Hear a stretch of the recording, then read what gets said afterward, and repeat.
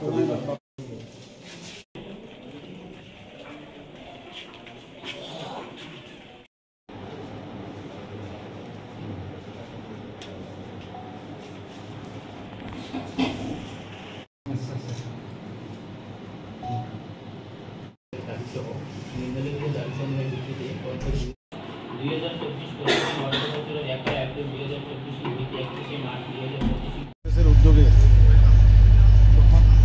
11 দফা দাবির ভিত্তিতে আমরা ডেপুটেশন প্রদান করেছি।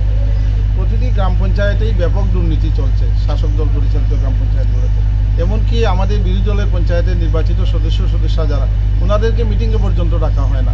উন্নয়নমূলক কাজের ব্যাপারে পুরোপুরি অন্ধকারে রেখে কাজ করা হচ্ছে। এর আসল উদ্দেশ্য হচ্ছে গরিব মানুষের অর্থকে তছরূপ করা। এবং দক্ষিণ কদমতলা গ্রাম পঞ্চায়েতে পঞ্চায়েত অফিস আজকে 7 বছর থেকে নূতন পঞ্চায়েত অফিস গৃহ নির্মাণ করে রাখা হয়েছে, অথচ সেই পঞ্চায়েত অফিসে স্থানান্তর করা হচ্ছে না পঞ্চায়েত অফিসটা।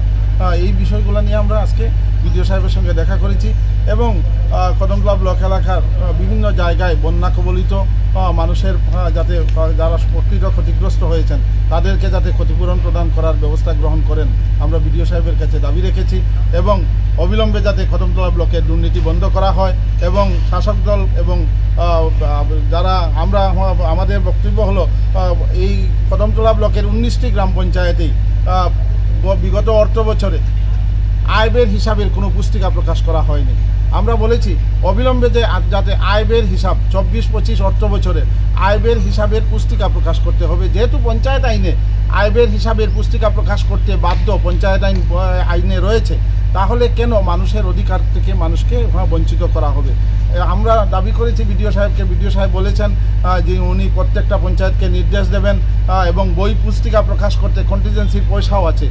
কি কারণে তাদেরকে পুস্তিকা প্রকাশ করা হচ্ছে না, উনি খুব শিগগির পুস্তিকা প্রকাশের নির্দেশ দেবেন, উনি আমাদেরকে আশ্বস্ত করেছেন। এবং আমরা বলেছি বিরোধী দলের আমরা যারা পঞ্চায়েতের সদস্য রয়েছেন ওনারা পঞ্চায়েত মিটিংয়ের মাইনর্স চাইলে ওনারা মাইনর্স দিতে চায় না, বলে কন্টিজেন্সির পয়সা নেই, আপনাকে জেরক্স করে দেওয়া যাবে না। আমরা বলেছি আমাদের পঞ্চায়েত সদস্যরা জেরক্সের পয়সা দেবে, প্রয়োজনে জেরক্সের পয়সা দেবে, তবুও তাদেরকে মাইনর্সের কপি দিতে হবে। আমরা এই সকল দাবি নিয়ে আজকে বিডিও সাহেবের কাছে ডেপুটেশন প্রদান করেছি। আজকে আমরা প্রতিনিধিমূলক ডেপুটেশন দিয়েছি। আমরা লক্ষ্য করব কিছুদিনের ভিতরে যদি ডেপুটেশনের দাবি দেওয়া কার্যকর করা না হয় আমরা গণ আন্দোলনে যেতে বাধ্য হব। আজকের এই ডেপুটেশনে উপস্থিত রয়েছেন আমাদের প্রদেশ কংগ্রেসের মাননীয় সদস্য গিয়াসউদ্দিন চৌধুরী সাহেব, ব্লক কংগ্রেসের মাননীয় সভাপতি মানিকলাল দাস, ব্লক ওয়ার্কিং কমিটির সভাপতি সায়াদ আলী, কিষাণ কংগ্রেসের সভাপতি সত্যব্রত নাথ, যুব কংগ্রেস সভাপতি দিলওয়ার হোসেন সহ কংগ্রেসের নেতৃবৃন্দরা আজকে ডেপুটেশনে উপস্থিত ছিলেন।